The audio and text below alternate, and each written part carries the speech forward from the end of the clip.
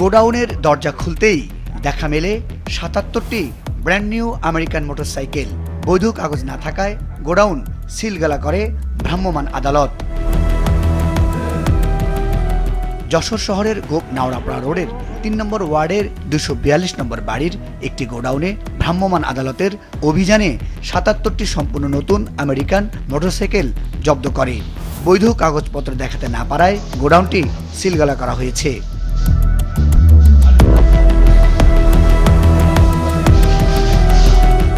বিকেলে সহকারী কমিশনার ও নির্বাহী ম্যাজিস্ট্রেট সোহাইব হাসান আকন্দের নেতৃত্বে একটি টিম এই অভিযান পরিচালনা করে। অভিযানে যশোর জেলা গোয়েন্দা শাখা পুলিশের সদস্যরাও উপস্থিত ছিলেন। এদিকে মোটরসাইকেলগুলোর প্রকৃত মালিক হিসেবে পরিচিত আবু সাইদ সাবু অসুস্থতার কথা জানিয়ে ঘটনাস্থলে উপস্থিত হননি। পরে তিনি প্রশাসনের কাছে 10 দিনের সময় প্রার্থনা করেন বৈধ কাগজপত্র ও সংগ্রহ দাখিলের জন্য।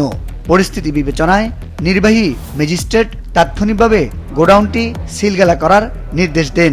এগুলোর অরিজিন ইউএসএ থেকে ইম্পোর্ট করা।